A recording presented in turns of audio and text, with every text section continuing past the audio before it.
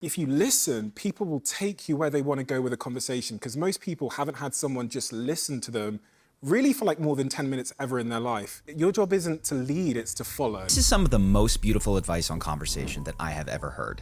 And what is crazy is that this silent superpower is so easy to miss, even though it regularly has people open up in just a few minutes. How did she change you? She has brought out the absolute best in me, like in just about every way. Like,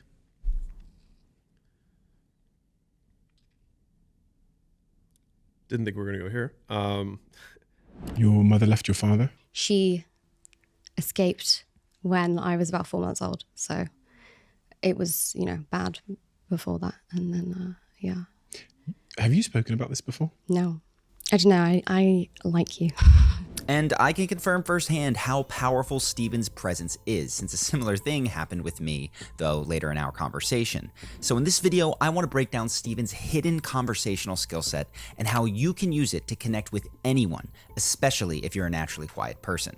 So first, Steven almost never interrupts, which is wildly different from most conversations where people interrupt all the time to correct you, switch topics, or crack a joke. How did we get social media wrong? Because we were so optimistic. It's going to connect with our friends. We're going to join like-minded communities. And to be fair, it did do those. Does some of that. It does some of those. Yeah. Things. But I want to take you back. So in 2013, I was at Google. I was a lot younger. You're supposed to use an old-timey voice when you do that. Now, there's nothing wrong with a more banter-filled style of conversation, but if your goal is deep connection, giving people space to 100% complete their thoughts is the fast track. Now, there is an important exception to this rule.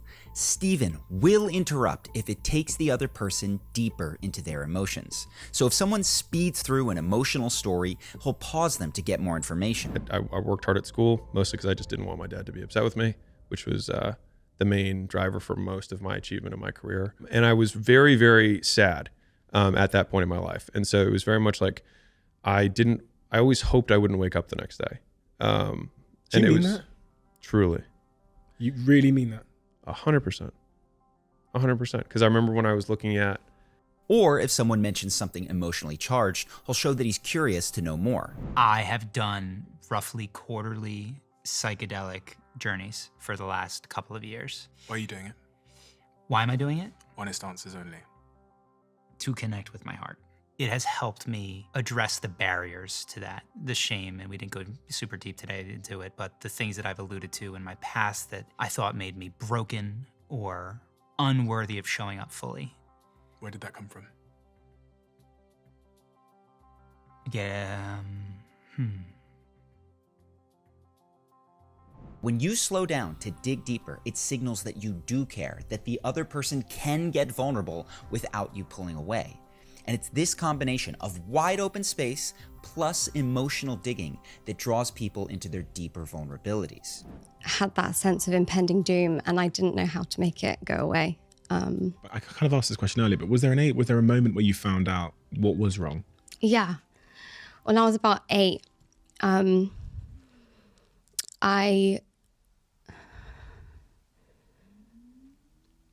it's quite like a complex string of events that happened, but basically it had met its peak. Now, when this happens, you'll want to follow our next point, which is to offer the least invasive support possible. For instance, here Steven has opened the topic of Kevin O'Leary's mother, which gets him emotional. She didn't, yeah, there she is, Georgette. So,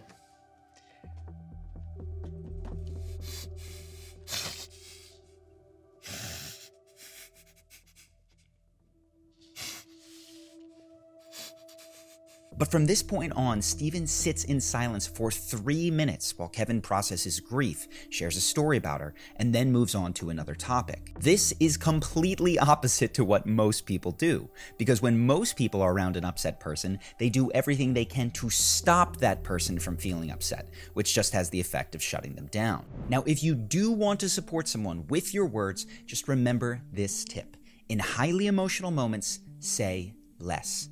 Long stories about how everything's gonna be okay can be well intended, but it takes people out of their emotional process. Using fewer words gives people the chance to process their emotion in your presence. And you can see that as Francis Ngannou touches on the death of his young son, Kobe, it's fewer words that invite him back into his feeling. What's the purpose of fighting if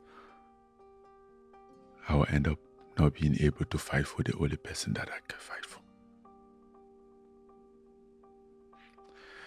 Let's talk about something else.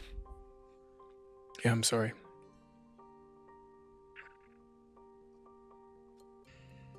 You can also watch how saying less in the form of a question allows Gary Vee to touch on the core of what his mother means to him. So if this were, God forbid, the last day you had on earth to send a message to your mother, what exactly would you say?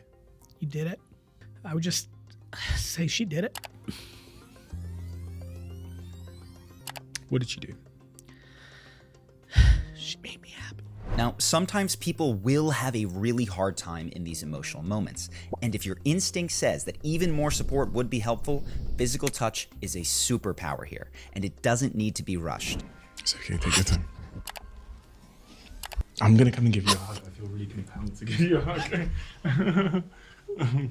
I actually did a whole video on how to calm someone's nervous system through touch, but in short, you want to meet them on their level, touch heart to heart, and hold a hug longer than normal, without the energy of trying to change or fix them, just to be with them.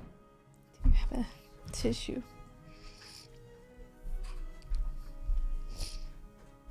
Thanks.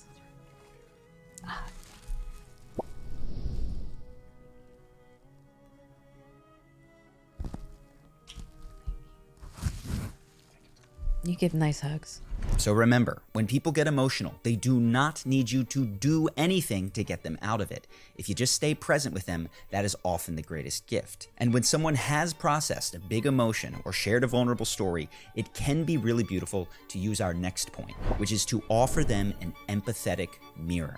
This means that you reflect the emotional core of what they've said back to them in your own words. We've been through, something that kind of unifies you, I think, as a family, can really solidify you as a family. So we're very lucky. Throughout this conversation, I've really got a sense that this person is your rock. Totally. And you'll know you've done a good job when the other person enthusiastically agrees with how you phrased things. She changed your life. Yeah, for sure, bar none. Now, this may sound easy, but how often do you find that you're trying to summarize what someone has said only to have them reply, no, that's not what I meant? The trick here is to not anticipate what they're going to say next. It's to encapsulate and repeat what has already been shared. Anticipation comes from the head, and it's based on your past experiences with other people. Encapsulation comes from the heart, and it is based in the present conversation that you're having. So this is what anticipation looks like. You basically saying women need to just accept they're never going to make it on equal terms. Equal outcomes is how you defined it. No, I didn't say that. If I was a young woman equal... watching that, I would go, well, I might as well just go and play with my Cindy dolls. And this is summarization via empathetic mirroring. I remember the first time I watched Jungle Book with him, and I'm looking over and seeing the joy he had watching that movie. It was like, oh my God, I remember how I felt when I saw the Jungle Book. He saved you in many respects, didn't he? Without question. Without question, yeah. Now, there is one more thing before we get to our final point. If you implement these tips in everyday conversation, people will still just talk about sports, the weather, or how busy things are at work. You won't deeply connect. So you need a way to snap people out of normal, superficial, small talk. How? Well, an excellent way to do that is by asking chunky questions. These are questions that instantly drive people into meaningful conversation. And here are just some examples that Steven uses. So if this were, God forbid, the last day you had on earth to send a message to your mother, what exactly would you say? What lessons did fatherhood teach you about life and how we should be living? What is your deepest fear? Ooh. Now, if you ask these questions out of the blue, it will be a bit strange. So a great segue that you can use is, hey, I heard this really awesome question that I want to ask you. That gets people excited to answer nearly every time. And it takes us to our final point. The subtle power behind every one of these tips is your presence. That is the ability to let your attention rest with someone else, to drop your own agenda and allow them to lead while you follow with gentle curiosity. This is hard. There's always a temptation to prove our worth in conversation, to be funny or helpful, and to be seen and appreciated for it. We tend to focus on how we are coming across rather than inviting the other person to share themselves. So today I want to leave you with a challenge straight from Steven. Give someone 10 minutes of your fully attentive listening. To start it off, you can lead with a chunky question and then just use all the guidelines in this video. If you give that a try, you will probably be shocked with how deep a connection you can form in a short period of time. And obviously, this listening isn't the only thing that matters in social skills and conversation. Your ability to express yourself confidently also has a big impact. So if you do want to transform your personal magnetism and your charisma in the fastest way possible, you may be interested in Charisma University. People who have done our 30-day program have gotten promotions, they've started dating new partners, and developed closer relationships with their family and their friends. And if that all sounds like something that you'd be interested in, you can click the link on screen to check out Charisma University.